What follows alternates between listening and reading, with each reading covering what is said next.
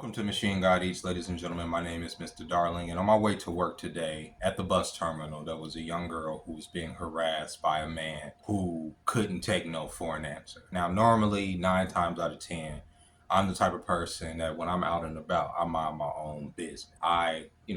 Will look at a scene, assess it. I'm not going to put myself into any unnecessary danger unless it comes right in front of me. And in this situation that I'm about to show y'all, that's exactly what happened. Before I play what I'm about to play, before the video that I'm about to show y'all happened, I noticed that this young lady was about to get on the bus. We were all about to get on the bus. This is even before the bus driver even got to the bus. The bus was just parked there. We're all waiting outside the bus, and I noticed that this dude didn't have his shirt on, was fucking uncouth, was in this girl's face. Now he was like this close to her, so I thought they knew each other. Now as I got my scooter and started walking towards the bus because I knew that the bus driver was about to come, I timed the bus and everything, the girl started getting closer and closer to me. Now take in mind at this bus terminal, there's police everywhere. There's police all over this bus terminal. But this girl, instead of going to the police, she starts inching more and more towards me. I have my headphones on.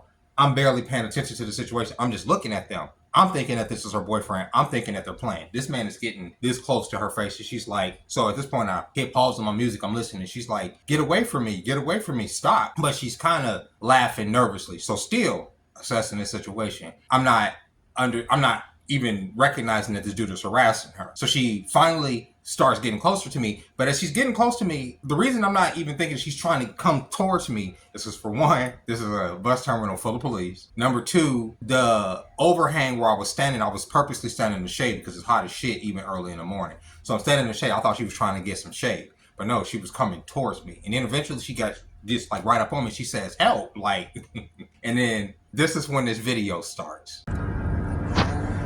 You okay? No, I'm not. I keep from a long time ago, but I don't know, like 2012. Hey, chill, bro. It's all good. Thank you. Thank you.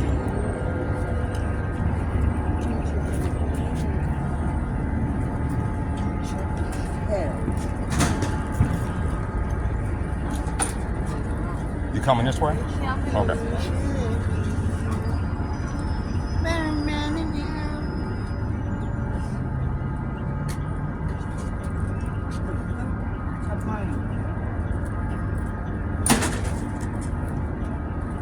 Go ahead. Yes, ma'am.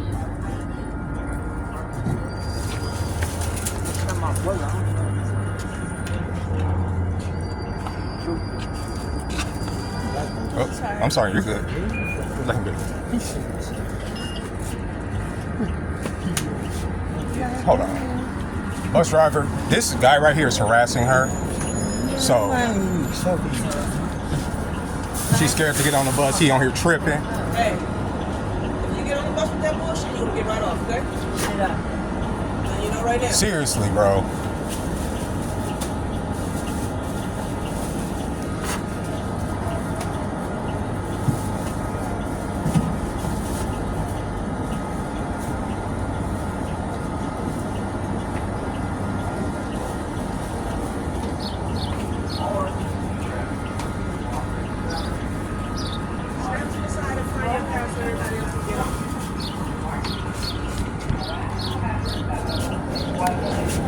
So my reaction there, okay, my initial reaction there was confusion. That's why, like, I sound kind of shaky at first. I'm like, okay, what the fuck is going on? Because my adrenaline immediately shot up. I'm standing between her and the dude as we walk towards the bus terminal. And as we're walking towards the bus, I can see the dude is off something, right? I can see the dude is clearly high on something, but this girl is scared. She's shaking or whatever the case may be. And I'm not about to let this dude touch her, okay? One of the things about me, okay, and probably the reason that she approached me is that I do look a certain way. It's not wrong on her to assume that I am slightly dangerous. Even in that situation, there are pretty much 6 different countermeasures I would have took against that dude. Most of them non-lethal, but there are always lethal options available to me in any given moment. Things come at you so fast, and if a young lady who's probably a little bit older than my kids comes up to me and she literally says, help, I'm going to help her. I don't give a fuck what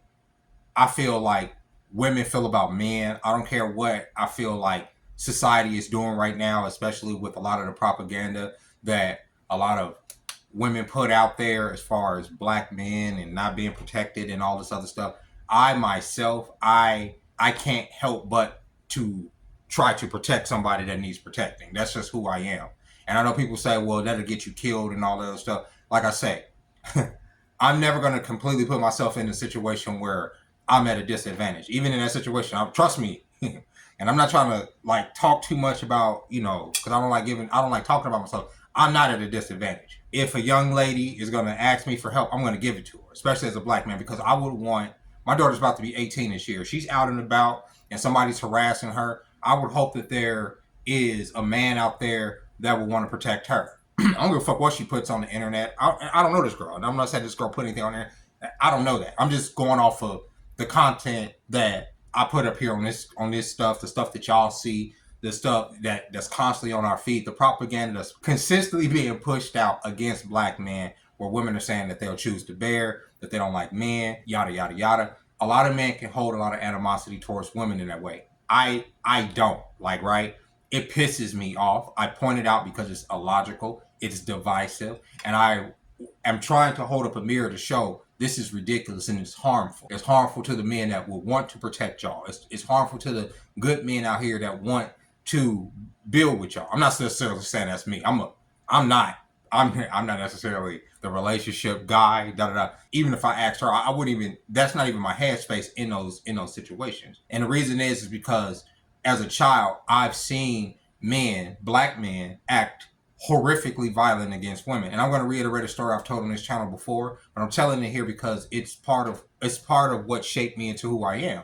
Okay?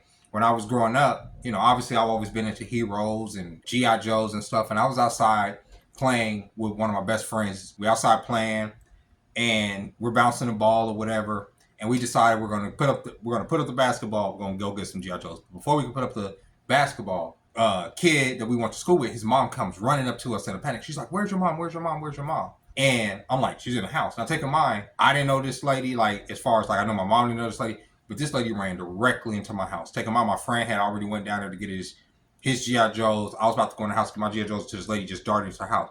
No sooner as this lady darts into our house, my mom and this lady comes, like, running back out of our house, and I don't know, like, if it's like a psychic thing or whatever. Their head go down. I look down the street and I see this lady come falling out of her house, 2 doors down, covered in blood, covered head to toe, like a fucking horror movie. Okay, my mom. Now take in mind, there's a kid. There's a little kid. There's 2 kids. There's a little boy. He couldn't be no older than 6 or 7, and then there's a little kid about 3. My mom darts down there to get the kids, like. And of course, you know, panic. I'm like, Mom, you know, you just see this bloody situation and you see this nigga standing in the doorway with a knife. My mom runs down there. She gets the kids and the lady and starts bringing them down towards, you know, to our house to sit on the back of our car. This lady was bleeding, like I say, from head to toe. This man tried to stab her in every conceivable way you could possibly think of to kill this woman. And later we found out the reason being was because he had a girlfriend. He lived in the projects up the street from our house. This was in Gary, Indiana. He lived in the projects up the street from our house. She was seeing this nigga. She wanted something a little bit more. She threatened to tell his girl, so he decided to make it into a whole attempted murder situation in front of her kids. This nigga went down there and literally cut her. He slit her from here. He didn't get deep enough to get the jugular, but you could see all of this. You could see he tried to slit her wrist. He slit in between her fingers. He slit everywhere. She was cut here. He just went crazy on this woman. Now, I was about 8 or 9 seeing this, right? And obviously horrified, right? And at this point, I think my parents were separated. So my dad had his own apartment, and I think he was with my stepmom at the time. This is before him and my stepmom got married. So yeah, he was with my stepmom at the time. So they had an apartment on the other side of town. And we were living in our familiar house. And we were terrified to stay there because of the fucking horror show we had bear witness to that day. And I can remember that day, I remember it like it was yesterday. Literally, I can remember that day more vividly than I remember actual yesterday. I do. Like, it's crazy how vivid that is in my mind. And so it shapes you as a person. I can even remember the flowers. I remember the smell of the day. I remember like almost every minute. Like it's crazy. And I think it's like something that changes you. And then even later on, when we lived in Milwaukee, this was some years later, about what is it? I'm about 11, 12. I see a group of niggas, right? Pull this lady out of her car right outside of our apartment, right on the main street, Atkinson Boulevard, Milwaukee, north side of town. Pull her up out of her car, beat the dog shit out of this woman. It had to be about 8 to 12 niggas beating on this woman. Nobody did nothing. You understand what I'm saying? So it put something in me that somebody has to do something. Now, in that situation, in both situations, I would have shot those men. I'm sorry, I would have shot them.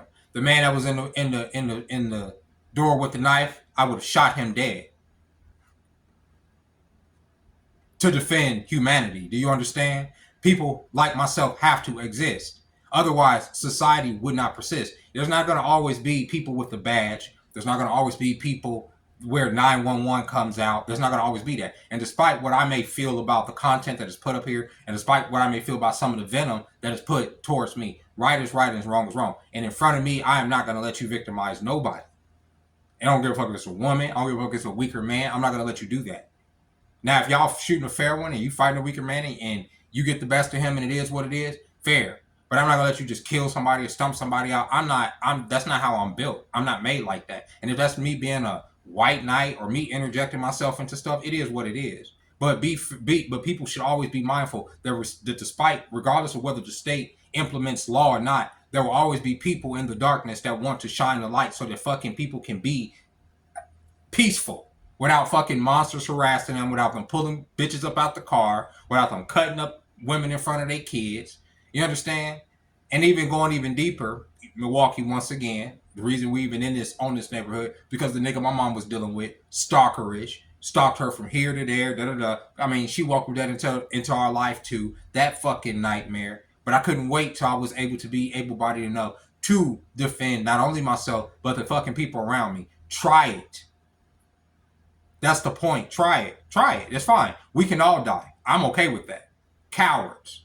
Because cowards shrink when men come around. I'm just being honest. Why harass a woman? Because you think nobody's going to step up. Wrong. I don't give a fuck if I saw a video of her, like, literally make a video saying, niggas ain't shit. They need to pay for everything. Niggas are bums. They're bullet backs. All that. All of that. All that shit I hate. All the stuff that I will literally sit here and make shorts about and talk about and all that. I can dislike the content that they make, the hateful content that they make, and still be a citizen of fucking society and not gonna let niggas just come out here at bus terminals and just be putting their hands on bitches that they barely know. I'm just not gonna let that happen. I don't give a fuck if it's the cops around. I don't give a fuck if it's I don't care who's around. At some point, like I say, if the lights go down, if it's not an if, it's when. If society breaks apart, all of that. You need people that are gonna defend the public, god damn it. Right? And they're gonna always be monsters, right? Waiting for people to shrink. For people to fucking tuck their nuts in and say, okay, this is not my fight. But it kind of is my fight because this is my society. One of the things I don't want to be going on is for people to not, especially women, to not feel safe to be walking around here. You understand? Like, I don't want to feel like, it doesn't matter whether the cops exist or not. It doesn't matter whether the FBI or whoever they got their surveillance, they don't mean shit to me. I still exist in this world. And there's a certain level of fucking decorum that has to go about. And if you're going to sit up there and you're going to victimize people, understand that you're going to be victimized. There are going to always be people. And I am just one of many. So it doesn't matter whether I'm taking out the game or not. This spirit will always exist in this world. No, I'm not going to let somebody act a fool at a goddamn bus terminal. I just can't do that. You understand? And I think sometimes people can kind of misinterpret some of the, due to the fact that I do put a lot of the bullshit ass content and a lot of the crazy ass hateful content that a lot of ladies put out there. I do put that because I am so blown back by it, only because I am a person that subjects myself to racist content from all different demographics of people, and the people that put the most venom onto the black culture, as far as like as a society is our women. We ain't shit. They're into this whole colorist identity shit, this whole texturism stuff that us men don't focus on, but they project that on us. So you only care about this, or you only care. There's this popular video right now with this girl, and she's a pretty girl too. I guess she don't have on her weave, or she don't have on all this, and she's like, "You said you want your girls natural, nigga. Where we going?" And I was like, it doesn't. That type of video doesn't do nothing for me because there was nothing wrong with her. I'm like, we gonna go wherever you want to go. Let's go get something to eat. Like, I'm gonna fuck you got no weave in your head. Your shit could be as nappy as fuck. Like, who gives a shit? If I love you, I love you. I'm not gonna. You understand what I'm saying? Like, I think that a lot of women get online and they project that onto maybe niggas that they dealt with that have used their looks or insecurities against them. But a lot of us would never fucking do that. A lot of us will love, a woman from the fucking bottom of her feet to the top of her head. Some of us will love, but are incapable of maybe showing that love, right? So that could be where the disconnect is. But a lot of us will never subject y'all to that level of like scrutiny as far as like what y'all say. Oh, you guys only care about light skin, or you guys only care about hair, or you guys care about BBLs. That's y'all's shit. That's stuff that y'all do. And so when I put that stuff up there, it's just trying to put up a mirror to what I see. It doesn't mean I hate women. So like I said, there's no world that exists where I'm not gonna defend a woman that literally comes up to me and says help. And ultimately, they end up putting that nigga off the bus anyway. Like I told in the video where you see me pan over, I'm trying to wave over the fucking police. Those are the people you see in the yellow jackets over there. They're oblivious. So we get on the bus, and because I knew the nigga didn't have the money to get on the bus, he smelled like a dumpster. We get on the bus. Of course, he didn't have anything on there, and they ended up putting him off. The cops ended up having to come and get him up off the bus. So. Get off for it.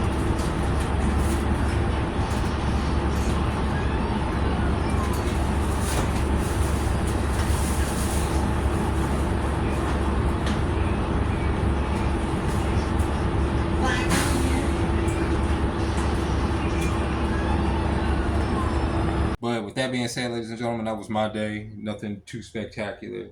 And I want the young man that watched this video to understand that yes, you can watch. It's not about getting pussy or benefiting from a woman or them liking you or nothing like that. It ain't got shit to do with that. You could still be like, these bitches ain't shit, whatever the case may be. What's wrong with these Western women, these modern women, whatever words you want to put up there, you can still do that, but still fulfill your duty to society as men.